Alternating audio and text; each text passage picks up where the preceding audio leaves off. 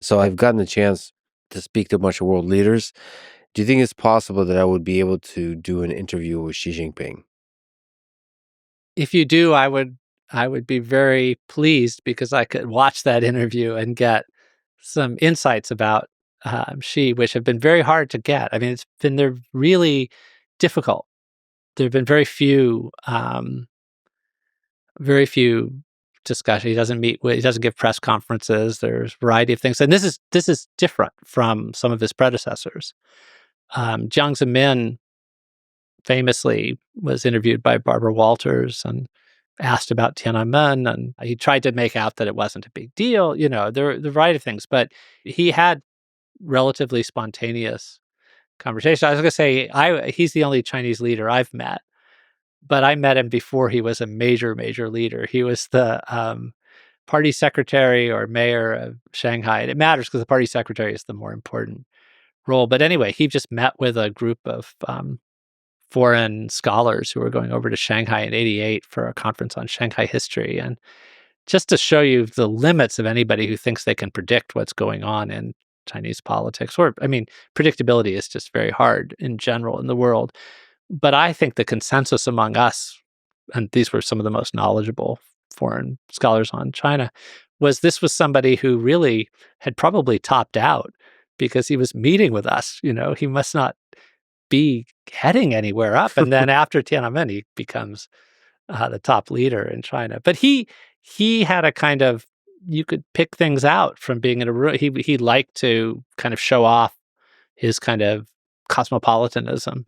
Xi Jinping gives these speeches about all the foreign authors he likes and has read, but it's all very kind of scripted, at least in his own head too. It's very carefully done to present a certain image of himself. And we really don't get many senses of what he's like in unguarded moments or has them.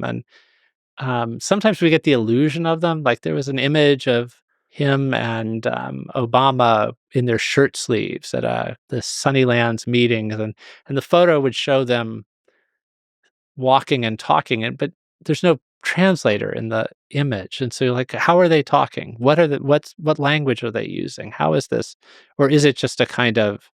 I mean, of course, there are exchanges with top leaders, and Trump will say they're friends or these kinds of things, or there's a language of Xi Jinping can talk about somebody or some country being friend, but we don't have a sense of these kinds of the what makes him tick as a person. So maybe you should ask him about Ernest Hemingway and see if he really gets excited about him, because in the kind of generic things he talks about all these, you can feel him sort of ticking things off about, oh yes, I'm glad to be in England, the country of Shakespeare, and this, and he goes off these set things.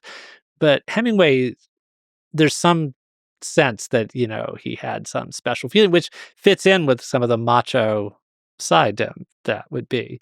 Interestingly, he doesn't mention Orwell as one of his favorite British authors as much.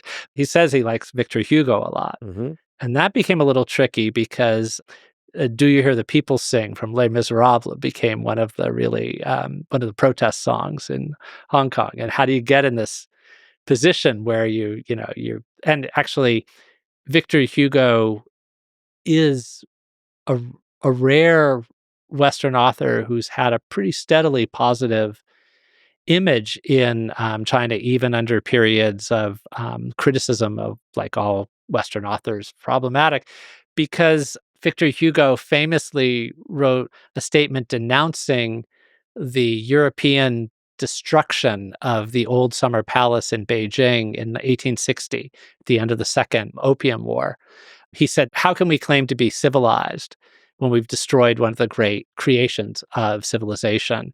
So that kind of made him a kind of long-term friend to the Chinese nation. Mark Twain has had a pretty good reputation because he was a critic of American imperialism. So, but anyway, I think if you do get to talk to Xi Jinping, talk to him about Ernest Hemingway and Victor Hugo, and I'll be curious to see if those were the ones who really resonated. One of the things, and it's a strange thing that I've become aware of, having spoken with world leaders, I'm distinctly aware that there's a real possibility that the black box we mentioned, that the Communist Party of China will listen to the words I'm saying now. And so I have to wonder how much that affects my possible tourist-like trip to China, because there's a difference between sort of an influencer that does fun things, plays video games, and goes over to China, and somebody that actually covers China to some degree, whether critical or supportive or nuanced or any kind of way, in the full spectrum of ideas you can have about China, including Chinese history, whether that's going to be seen uh, carefully, analyzed carefully, and have repercussions when you travel. So and because of the black box nature, and because it's, for me personally, just a culture that's very different than anything I'm familiar with, it makes me a bit nervous. It's certainly gotten harder for journalists to operate in China. That there was a way in which now journalists will look back to, the early 2000s, and it was really quite extraordinary what they could do. Well, you have a lot of listeners. I mean, I think there isn't that tight a watching of what an academic writes about the Chinese Communist Party, but there are certain things that clearly are kind of tightly policed, and one is discussions of the private life of Chinese leaders and their families, and issues of kind of really following money trails for corruption and things like that. So there was the case of the Hong Kong booksellers who were kidnapped, and one of them is still in a Chinese prison. He would be a good example of this, Gui Minhai, the kind of person who was vulnerable. He was born in China. He is a Swedish citizen, and he was spirited out of Thailand into the mainland. And the reason why he was on the radar of the Communist Party was because the publishing house in Hong Kong that he was connected to was publishing works about the top tier of the Chinese Communist Party and contradicting the kind of vision of them as a certain kind of moral exemplars. And that's different from writing things about China has a bad human rights record or something like that in ways like I did. These were books that were exposés, or sort of some of them kind of gossipy and lightly sourced, some of them much more serious, but they were about something that the Communist Party leadership wants to make a no-go zone. And I've thought sometimes that Xi Jinping seems to have lèse-majesté envy.